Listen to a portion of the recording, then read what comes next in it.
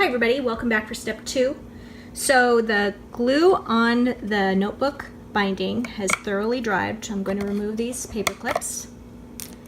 And the next step is to put color on the cover and the inside.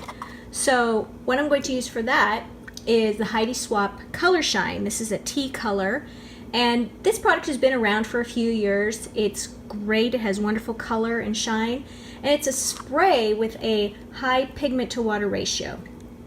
So there is a lot of color in this small liquid. It contains an iridescent powder, so you need to shake it. See that? And it sounds like a spray paint. It's got a little ball in there. So what I do is I'm going to spray this paint directly onto the surface here of my craft sheet, or any plastic surface will do.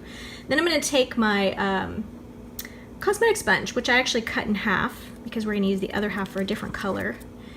And I'm going to put some color directly on that. And as you can see, when I put it on here, if you can see that, it has a really nice shimmer to it. All right, so we're going to cover, get lots of it here, we're going to cover the entire front and back cover and the inside.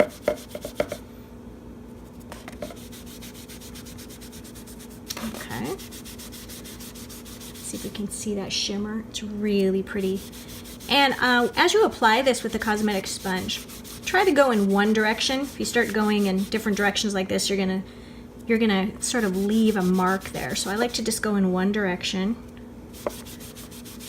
Okay, so this part is gonna be pretty boring. So I'm gonna come back for step 3 and have both the outside covers and binding and the inside covered.